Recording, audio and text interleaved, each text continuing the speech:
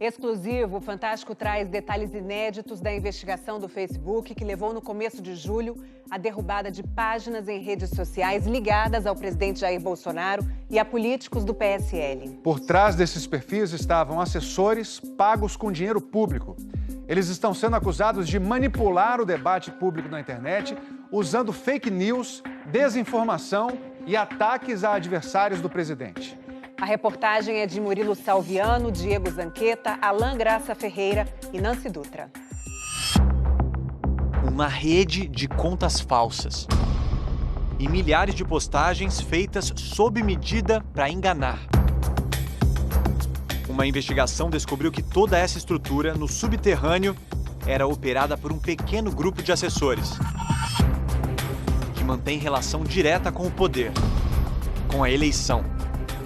Como conta o diretor de cibersegurança do Facebook, que fala pela primeira vez a um veículo de imprensa brasileiro. Political figures, including Jair Bolsonaro, Eduardo Bolsonaro, Flávio Bolsonaro, Anderson Moraes, Alana Passos. No dia 8 de julho, o Facebook anunciou a remoção de um conjunto de contas e páginas brasileiras pelo chamado comportamento inautêntico coordenado. Segundo a plataforma, era um esquema com dezenas de perfis que escondiam a verdadeira identidade dos criadores. Por que você está usando conta falsa, conta duplicada? Você quer transmitir alguma mensagem. Nesse caso, eram mensagens de apoio ao Bolsonaro e muitas vezes mensagens críticas aos opositores.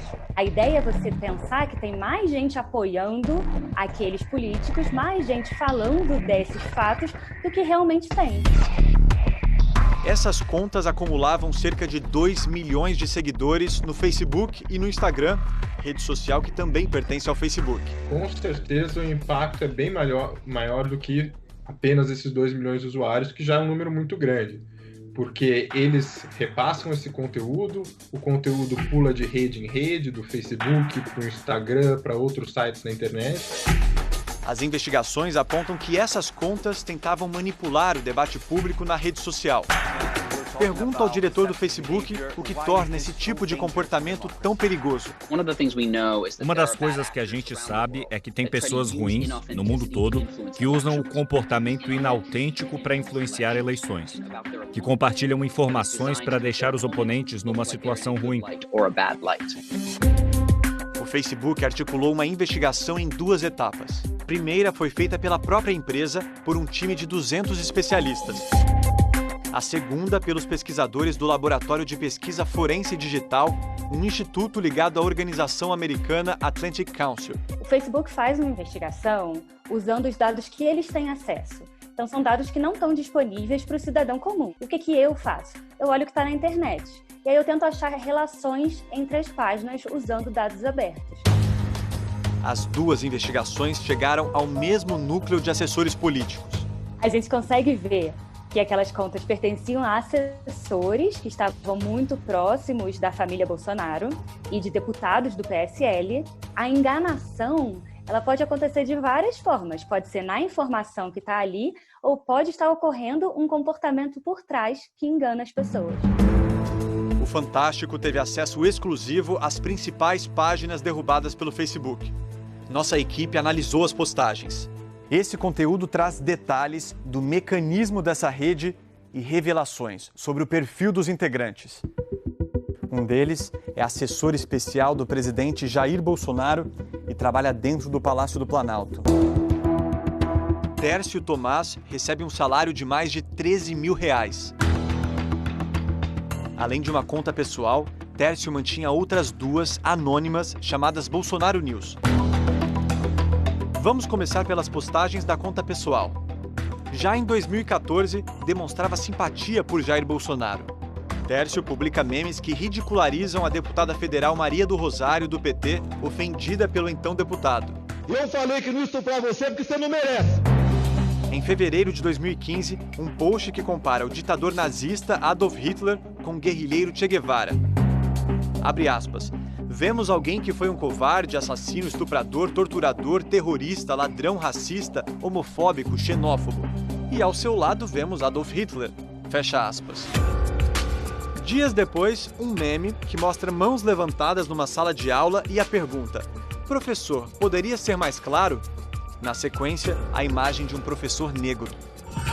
E tem mais. Ao comentar uma notícia sobre a execução de um brasileiro na Indonésia por tráfico de drogas, sugere, abre aspas, troca de lugar com ele, Dilma, o povo agradece, fecha aspas. Em 2018, Tércio participa da campanha de Bolsonaro à presidência. Nesta época, ele era contratado do gabinete do vereador carioca Carlos Bolsonaro. Em 2019, da Câmara Municipal, Tércio vai direto para o Planalto. E hoje ocupa um gabinete próximo ao do presidente. Ele é acusado por parlamentares de integrar o chamado Gabinete do Ódio, grupo suspeito de promover ataques virtuais a desafetos da família Bolsonaro.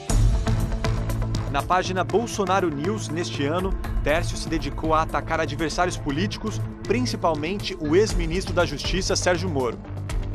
Encontramos também mentiras sobre a pandemia do coronavírus. A página posta um vídeo em que tira de contexto uma entrevista do diretor da Organização Mundial da Saúde sobre o isolamento social. No mesmo dia, Bolsonaro compartilha o mesmo vídeo dizendo que a OMS defendia a reabertura das cidades. No dia seguinte, é desmentido pelo diretor da OMS.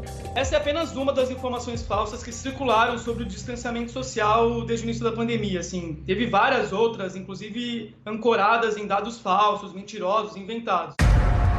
Neste post, mentira sobre o governador e o prefeito de São Paulo. João Dória e Bruno Covas mandam abrir covas para a imprensa fotografar. A investigação também apontou que a rede de contas falsas era operada por 2 assessores ligados ao deputado federal Eduardo Bolsonaro. Um deles, Eduardo Guimarães, que já tinha sido descoberto na CPI das fake news por ter usado um computador da Câmara dos Deputados para criar a conta de ataques virtuais Bolsofeios. O outro assessor é Paulo Eduardo Lopes, ou Paulo Chuchu, como ele se apresenta. Ele é policial civil e gosta de se exibir com armas. Trabalhou no gabinete de Eduardo Bolsonaro até junho, recebendo R$15 mil. Ele teve pelo menos 6 contas derrubadas. 4 delas fingiam ser redações jornalísticas, como a The Brazilian Post ABC e Notícias de São Bernardo do Campo. É o que aponta o Facebook. Eles fingiam ser repórteres para dar a impressão de que aquele conteúdo postado tinha credibilidade. Na conta pessoal, o Paulo Chuchu fazia questão de demonstrar proximidade com a família Bolsonaro. Depois que suas contas foram derrubadas pelo Facebook, o assessor criticou a rede social. Por informações que temos aqui em Brasília, é um ataque em massa em todas as páginas de direita. O fato é que essas contas estavam tentando enganar alguém. Não era a opinião delas que era o problema. Era alguém que fingia que era jornalista quando não era. Não importa o partido político, o que importa é o comportamento enganoso. As páginas são criadas para parecerem independentes, mas são controladas pela mesma pessoa ou pelo mesmo grupo, trabalhando junto. Outro assessor que mantinha pelo menos 8 páginas inautênticas era Leonardo Rodrigues de Barros. Ele trabalhava para a deputada estadual Alana Passos, do PSL do Rio, e recebia um salário de mais de R$6 mil. O presidente chegou a gravar um vídeo para uma dessas páginas.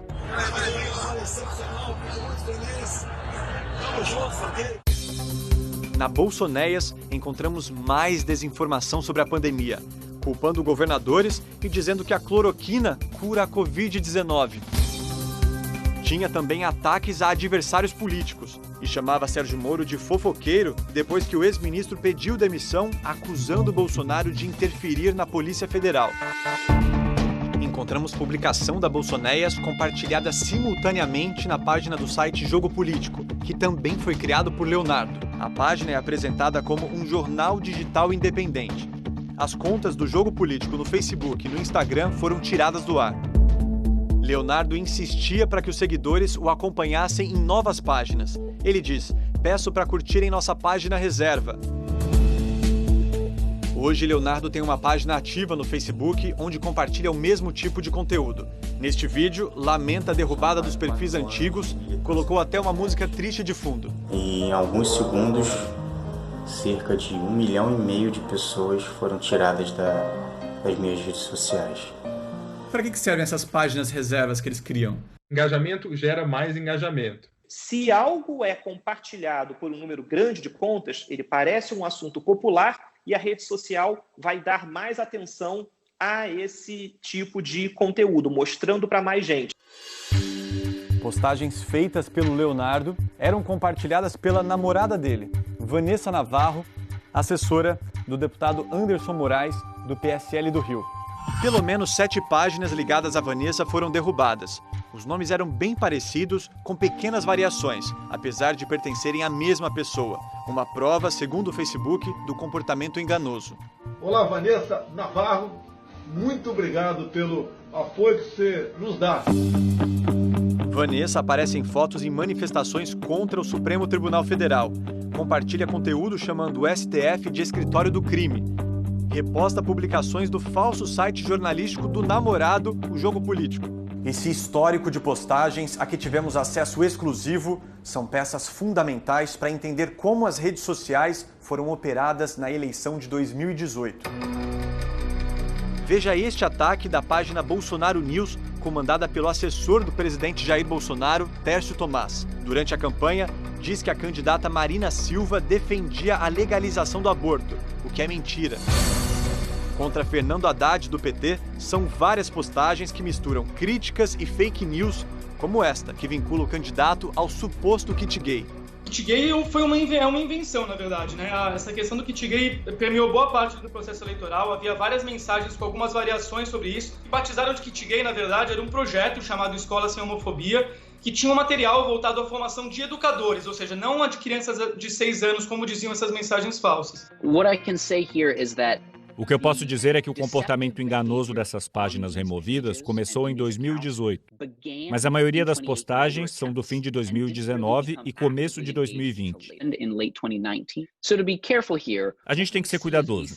Nós encontramos conexões de assessores dos gabinetes de figuras políticas importantes, incluindo Anderson Moraes, Alana Passos, Eduardo Bolsonaro, Flávio Bolsonaro e Jair Bolsonaro. Mas não podemos afirmar que esses políticos estejam envolvidos. Só podemos falar daquilo que temos provas. A investigação também aponta que funcionários ligados ao senador Flávio Bolsonaro, do Republicanos, participaram do esquema, mas não traz detalhes. Nós temos evidências técnicas claras que demonstram a conexão entre essas contas que nós derrubamos. Detalhes da investigação dessa rede brasileira vão ser encaminhados à Polícia Federal. A decisão foi tomada pelo ministro Alexandre de Moraes, do STF, nos inquéritos que apuram a disseminação de fake news e o financiamento de atos antidemocráticos. Não posso falar muito do que compartilhamos com as autoridades. O que eu posso dizer é que obedecemos às solicitações legais de aplicação da lei e compartilhamos informações das páginas quando solicitadas. As provas das investigações conduzidas pelo Supremo podem ser compartilhadas com o TSE, o Tribunal Superior Eleitoral, em ações que pedem a cassação da chapa de Bolsonaro. E isso preocupa o Planalto. Nós procuramos o presidente Jair Bolsonaro e os filhos, o deputado federal Eduardo Bolsonaro, do PSL, e o senador Flávio Bolsonaro, mas eles não responderam. O Planalto não se manifestou sobre Tércio Tomás. A defesa de Paulo Eduardo Lopes afirmou que ele jamais administrou qualquer página de conteúdo jornalístico e que o Facebook se equivocou ao banir as páginas de Paulo Chuchu de suas plataformas. O advogado de Leonardo Rodrigues de Barros Neto disse que não há qualquer fundamento nas investigações que apontam seu cliente como dono de perfis inautênticos, já que sua identidade é conhecida. Mas a defesa não esclareceu por que Leonardo mantinha um site que omitia sua autoria e se apresentava como jornalístico. A deputada Alana Passos, do PSL do Rio, disse que não responde por aquilo que servidores publicam em suas redes sociais pessoais e que Leonardo pediu exoneração em abril. A defesa da assessora Vanessa Navarro classificou a exclusão da conta como atentado à liberdade de expressão. O deputado estadual Anderson Moraes, também do PSL do Rio, afirmou que a derrubada das páginas de Vanessa configura censura prévia. Além dos assessores, que foram bloqueados espontaneamente pelo Facebook no mês passado, um grupo de empresários e blogueiros ligados a Jair Bolsonaro também foi banido da rede social, mas este por determinação do ministro Alexandre de Moraes, do STF. A ordem é para que estes perfis fiquem bloqueados não só no Brasil, mas no mundo todo. O Facebook disse ontem que cumpriu a decisão, mas que vai recorrer. Em nota, afirma que a ordem é extrema e representa riscos à liberdade de expressão fora da jurisdição brasileira. O ministro Alexandre de Moraes aponta que os perfis deste grupo eram usados para postagens ilícitas, com calúnias, ameaças e ofensas. Essa decisão também envolve as contas dos acusados no Twitter. A empresa cumpriu a decisão, mas disse que vai recorrer. Em vários países, as plataformas vivem um momento de pressão. O Facebook tem sido cada vez mais cobrado a combater os discursos de ódio na rede social. Desde o mês passado, centenas de empresas suspenderam anúncios na plataforma para exigir uma ação mais firme da empresa. Mas como combater e punir quem cria redes inautênticas na internet? É o que mobiliza agora o Congresso Nacional dentro da discussão de um projeto de lei que é conhecido como PL das Fake News, mas que trata de muito mais do que isso. É sempre bom lembrar que desinformar e desinformar em larga escala custa caro. Então o PL precisa trabalhar com métodos de investigação que possam fazer com que autoridades cheguem à raiz do problema, ou seja, quem coloca dinheiro, e muito dinheiro, para campanhas de desinformação. Outro ponto discutido no projeto de lei é a transparência das redes sociais. É, por exemplo, exigir que as plataformas soltem relatórios detalhados sobre as remoções de conteúdo. O maior problema que existe em você regular a desinformação pelo conteúdo e não pelo comportamento é colocar a plataforma como um árbitro do que é verdade ou não. O Congresso tem um desafio importante nas mãos: criar uma lei que traga transparência ao ambiente virtual que já domina as nossas vidas. Se de repente a gente não sabe com quem a gente está interagindo, acaba sendo um espaço para a gente se contaminar. Um espaço de antagonismo, de briga, de desinformação, de confusão. Liberdade, mas com responsabilidade.